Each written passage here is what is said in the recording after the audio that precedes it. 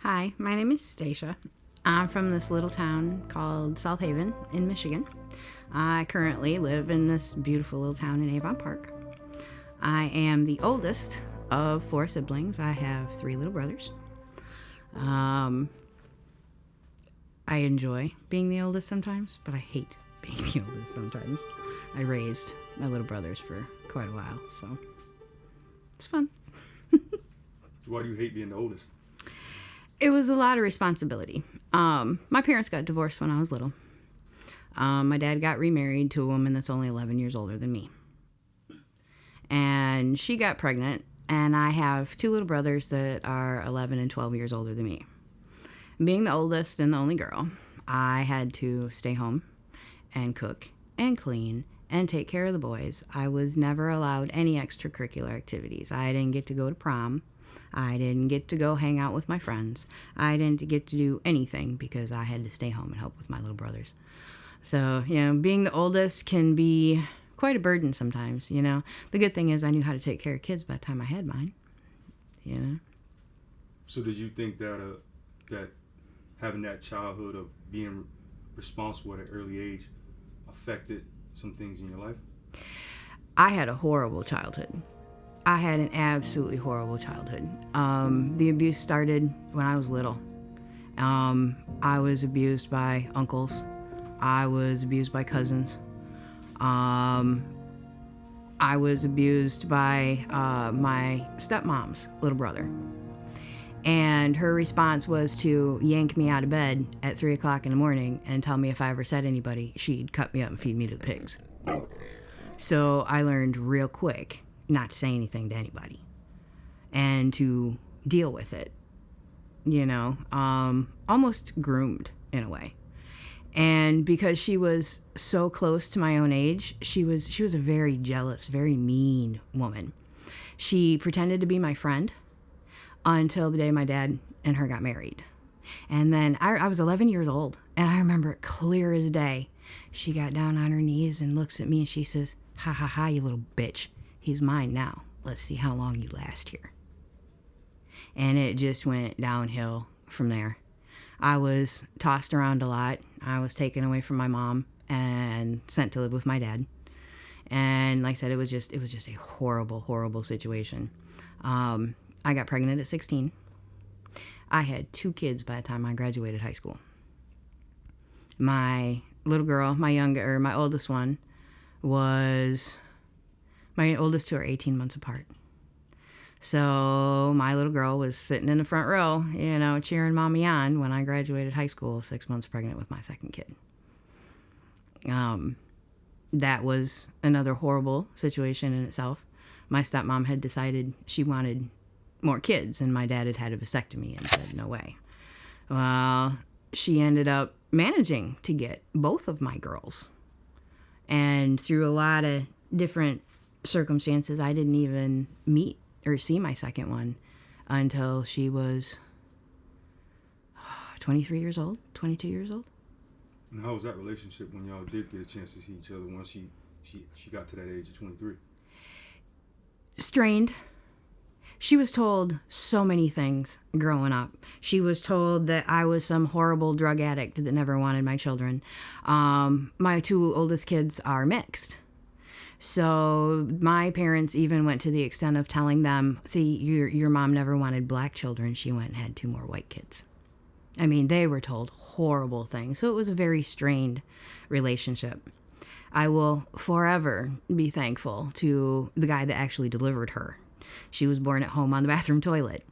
He was a truck driver, and she had found him and started asking him questions about me because he was on her birth certificate and for attending physician. It was a wild situation. But she had hunted him down and started asking him questions, and he kept telling her, "No, that's not true. I was there when you were born. No, that's not true. I was with your mom when she was pregnant with you. No, that's not true either. Maybe you should call your mom." And it was out of the blue. I received a phone call, and it was her. And she's like, "So where are you living at?"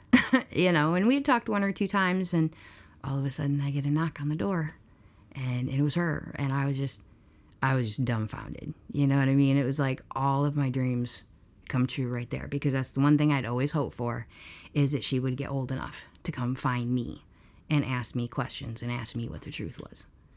You know, it's still a little strained sometimes because people are mean. You know, and I have my dad's side of the family, my stepmom's family, Cinderella. I'm Cinderella. They're absolutely horrible people, you know, and they will every now and then reach out and tell her stories just to try to drive that wedge, because they can't stand her having anything to do with me. And she's went through a situation with them recently where they did the exact same thing to her that they did to me when they took my kids.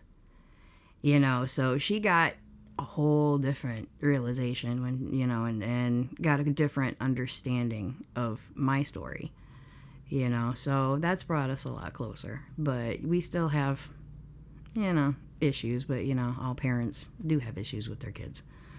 You know, it's never a perfect relationship. So having kids young, like what was that like? Difficult.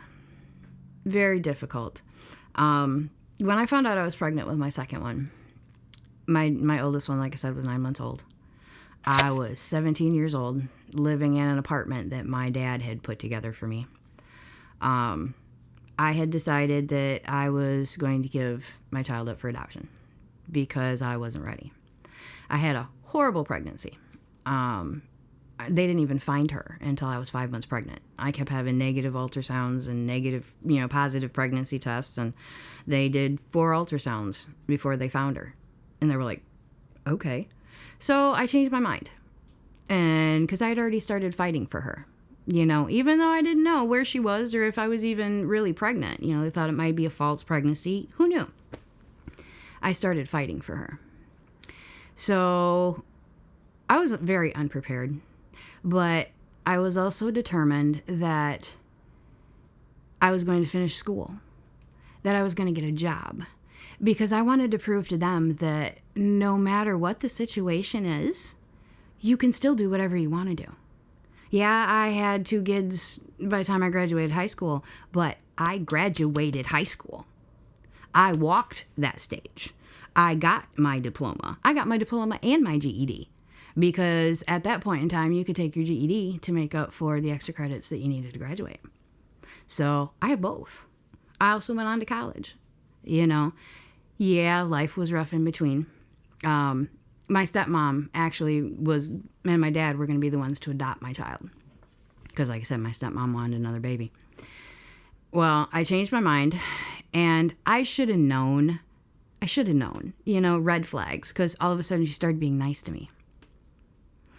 And let me get you your food. Let me make you a plate. Do you want something to drink?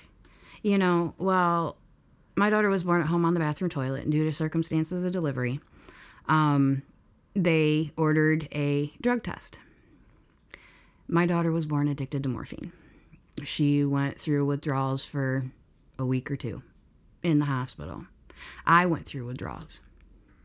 I still to this day could not tell you where it came from. I've made some bad choices, you know, but I didn't so much as smoke a cigarette when I was pregnant, because what I do to my body is my choice. I have absolutely no right to endanger an unborn child. So I couldn't explain where it came from. My dad talked me into going into the military. He says, I think the best thing for you, you know, because the court was going to take my kids, because I couldn't prove where it came from. They thought I was some sort of, morphine? How do you get morphine? Especially in 1992. So my dad says, you know, I think the best thing for you, the best thing that you can do is to sign over custody of your girls and go into the military, because you can't take your kids to basic with you. So I signed over temporary custody, and I took my ASVABs. I was going to go be a jet mechanic in the Air Force. I qualified for almost top security clearance. I'm pretty smart. I was really excited about it. So I signed over temporary custody of my kids to my dad. And he says, you know what? I think you need to go live with your cousin and, give the girls time to acclimate while you wait for your physical. Because my daughter was just 2 weeks old when they took her away from me. My other one was, just over 2. And, she said, this is hard for Chris. You need to stay away and let him acclimate. Well, so I did for a couple of weeks while I was waiting for my physical. And my cousin lived mile and a half, from my dad's house. Every time I called, my kids weren't there. Every time I called, they were gone. Or there was always an excuse for them not being there. Well, my cousin was an over-the-road truck driver. His wife was brittle diabetic. May she rest in peace. I miss her. She couldn't be left alone with her own kids. She would fall over in a diabetic coma in the middle of a conversation. So she couldn't be left alone. So I was helping take care of her and the kids. My cousin was an over-the-road truck driver, and he come home, and she had taken off into town to go do something, and there was nobody there. So I grabbed my stuff, and I went over to my dad's house to go see my daughters. I was met at the door by my stepmother with a piece of paper in her hand. And she says, I told the court that you signed over custody and that you abandoned your kids. She says, I have now taken full legal and physical custody of your kids because you are nowhere to be found. These are my children now. You can get your ass off my property before I call the cops and have you arrested. I was 19. I had no clue what to do. None. So my dad wasn't there. And so in order to put my head together, I went back over to my cousin's house. I was chased around the bedroom and brutally raped by my cousin. Left me black and blue. I had fingerprints on my neck for weeks. And so I packed up everything that I could fit in my little duffel bag and I left. I was picked up 3 or 4 miles outside of town by some guy. I still do not remember his name. I will always forever call him my angel. He picked me up. I refused to go to the hospital because, by that time, I was already ingrained in me, keep your mouth shut. And so he took me to this cabin up in northern Michigan somewhere. Fed me, gave me a hot shower, gave me somewhere to get cleaned up, and a place to sleep for the night. And dropped me off at the bus station the next day. I wandered for a couple of years. I ran with the carnival for a couple of years. I couldn't tell you a lot of times where I went. You know what I mean? It was a really, really messed up part of my life. I finally ended up with my first husband up in Big Rapids somewhere trying to get my kids back. But I progressed from one bad situation to another bad situation to another bad situation. But I think that is kind of the story with kids that have been through trauma like that. What was one of the bad situations?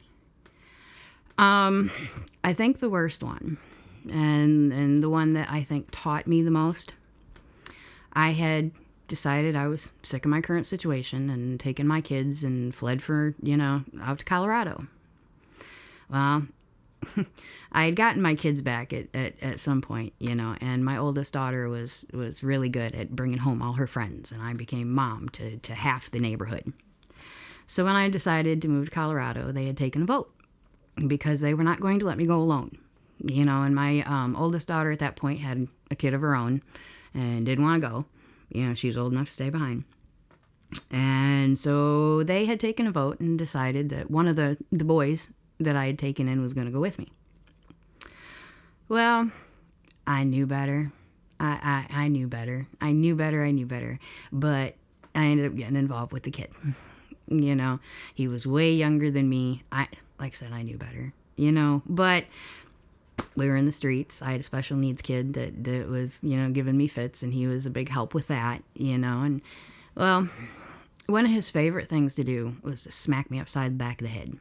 If you ever seen NCIS, we call it a Gibbs smack. You know how Gibbs always smacking people in the back of the head when they're being stupid? That was one of his favorite things to do to me. Well, we had gotten into an argument. We were standing in the hallway, and we were staying with friends because we were couch surfing in Colorado. And we gotten into an argument. I don't even remember what it was about. And I got we were trapped in between the two security doors because, you go in the first door and there's an alcove and you got to push the buttons to get in the security door. We were standing there arguing. My 11-year-old daughter was standing there next to me. And I had managed to get somebody to buzz me in. And as I was taking off down the hallway, he's just following me, screaming at me. And he looks at me and he says, "You are such a bitch."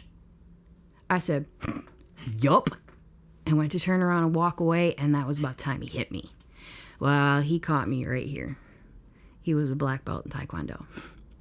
Caught me right here with the heel of his hand. Shattered my cheekbone, put it through my sinus cavity, busted my eye socket. Yeah, this whole side here has been completely reconstructed.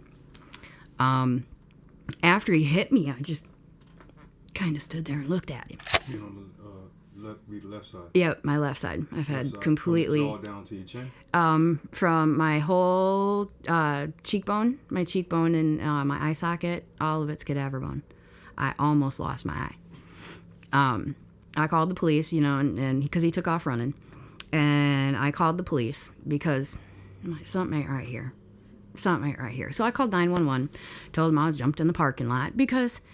911, what's your emergency? Battered woman syndrome, and that's all I can really say about that. I didn't want to turn him in. Officers are on the scene.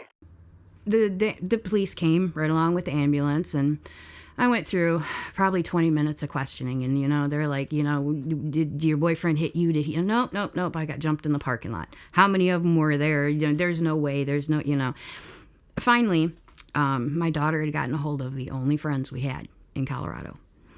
And all of a sudden I look up and he comes strolling through the door. And he looks at the cops and he says, "Give me a minute." The cops are, I said, "Yeah, it's okay, it wasn't him, it's fine, and he's just a family friend." So he walks out, cops walk out the door, and he turned around and he looked at me and he says, "Either you tell them or I will. And if I have to, I'm taking your daughter with me." He says, "I know what happened. I know what happened. You either tell the truth or I will." So they called the cops back in. I told them what happened. And they finally decided to do x-rays. Now, mind you, I sat in the hospital 45 minutes dealing with cops and everybody, if not longer. And they would not give me any painkiller. They wouldn't give me anything because they needed a clear statement. Well, they decided to do x-rays after I got done with the cops. My cheekbone was completely through my sinus cavity. The floor of my eye socket was gone. I remember waking up, because they did give me drugs. They gave me some morphine after that. I remember waking up to two guys popping films up in the x-ray thing and said, "This is your face, or what's left of it. How you were still sitting here talking, we don't know." I had bone fragments resting against my eye socket. I had 6 surgeries in 8 weeks to reconstruct and repair. They started out with pins and metal plates, and I ended up being allergic to those and had to have repeat surgeries. I died on surgery 2 and 4. I remember the second one. I remember being in this void. It's just kind of a gray void. And off to one side, there was light. And it was pretty. And over here was dark. It's like the two extremes. You can one end of the timeline to the other. It's really bright over here and really dark over here. And I remember knowing that this was my choice. And I remember knowing that the light meant peace and quiet and comfort and no more pain. No more trauma, no more being abused. And then out of the dark, I hear, "Mommy, Mommy, you can't leave me, Mommy. I need you. Mommy." And like I said, I knew if I answered her, I was going to be in so much pain when I answered her. I knew that. But I also knew that God wasn't done with me. I have a purpose, and God wasn't done with me, and I was not ready to give up. So I answered my daughter, And I remember her saying, Mommy, you died. And they almost couldn't bring you back. I was in a medically induced coma for 3 days due to the infection. They finally ended up finding a matching cadaver to reconstruct my face. I had one of the best plastic surgeons in Denver, and people will tell me that all the time. Oh, you can't tell? You can't tell. I have a scar right here on my eyelid that you can barely see every now and then. I have one right here. You can see every now and then I have a few along down through here where they went through my jaw to try to reconstruct everything. But I think that was the turning point in my life. You know, I'm a recovering drug addict. I've been clean from meth for 15 years. I've made a lot of bad choices, and I've been in a lot of bad situations. But now, I have a different calling, a different purpose. I own an LLC now. I transport people back and forth to doctors, to hospitals. I'm a personal shopper. I try to help people. I laid in a hospital bed in Denver, Colorado, with just my 11-year-old daughter for 8 weeks. That gives you a long time to take stock of your life, of people around you, of how you want to be seen. You know what I mean? And that's when I decided, you know, God gave me that opportunity. He gave me the chance to come back and do something different, and I would be a fool to not take advantage of that. Because not everybody gets that opportunity.